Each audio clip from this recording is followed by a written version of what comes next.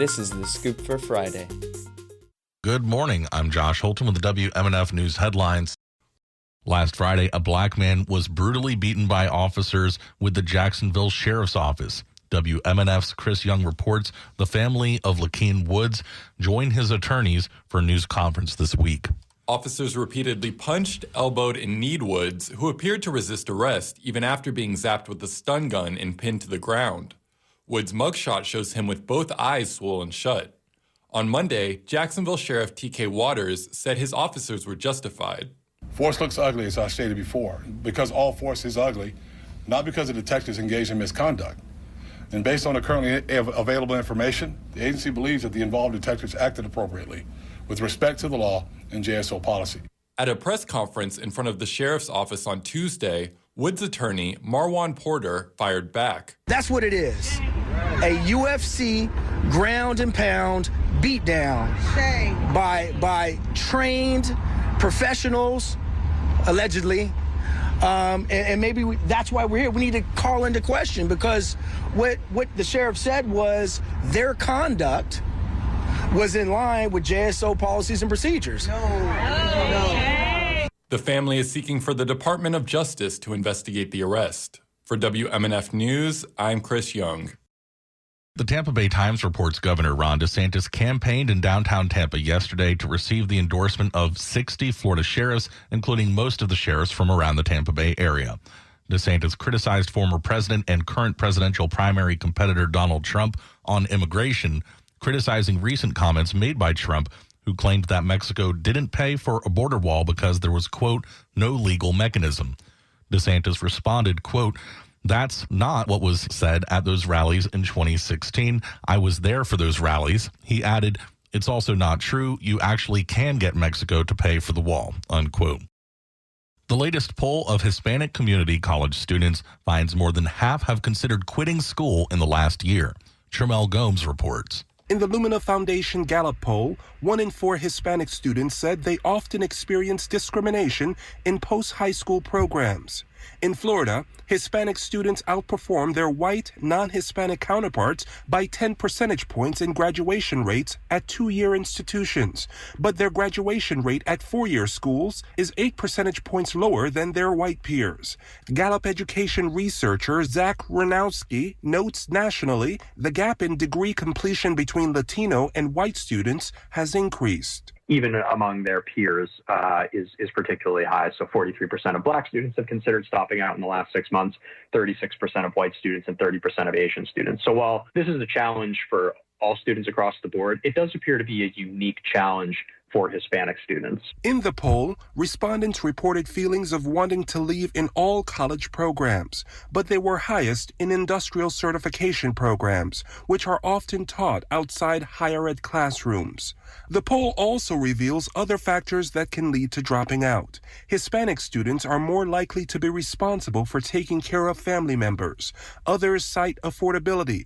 Courtney Brown with Lumina Foundation says campuses need to tune into these sensitive issues as well as addressing discrimination and harassment. They need to work on those policies. They need to make sure they can educate all their faculty and staff on discrimination. They need to establish process for probably resolving discrimination issues and make sure that they have an anti-retaliation program so that students feel safe in even reporting the harassment. The National Center for Education Statistics finds college enrollment grew between 2000 and 2020, but has declined in recent years, which some attribute to the COVID-19 pandemic. This is Tramel Gomes for Florida News Connection.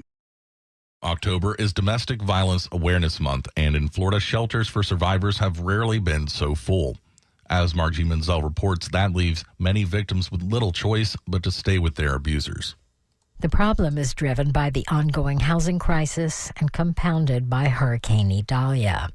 It's especially concerning in Taylor County, where the storm landed and which is now facing major job loss as the local paper mill prepares to close. Emily Mitchum is executive director of Refuge House, which serves counties in the Big Bend. There is just a lot of particularly women in our community who either are experiencing domestic violence or at high risk of domestic violence, and the housing crisis has greatly impacted their ability to get away from abusers. Even if the victims get away, Mitchum says, the lack of stable housing options can put them at risk yet again, especially if they have children. For WFSU News, I'm Margie Menzel. New state guidelines to protect endangered beach nesting birds will not take effect until this time next year.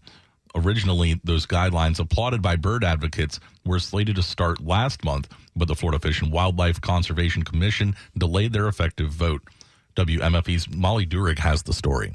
Last summer, the FWC approved guidelines to protect 4 species of threatened beach nesting birds from human disturbance. But at a meeting this week, the agency delayed those guidelines following last year's severe storm season that drastically changed the state's coastline, creating new areas of nesting habitat. Ann Paul is president of the Florida Ornithological Society, which promotes bird education. Inadvertently, a visit of a single day can wipe out a whole bird colony where the birds are nesting in a cluster in what they had thought was a safe place. So it really is a downward spiral for these species. Paul says threatened beach nesting birds don't have any other place to nest apart from the shoreline and need all the protection they can get, especially as we see more and more human activity on Florida beaches. In Orlando, I'm Molly Durick.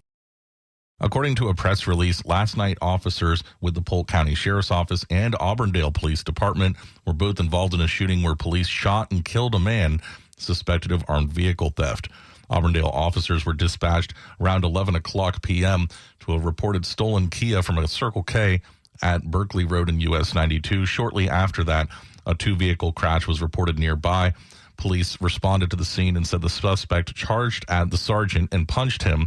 And after that, the sergeant used a taser. They said he also fought off their canine units and officers with a knife, and 4 officers from both agencies then fired on the suspect. More details coming as the investigation continues. I'm Josh Holton with the WMNF News headlines on 88.5 FM and the WMNF app. This is The Scoop, recorded at WMNF Tampa.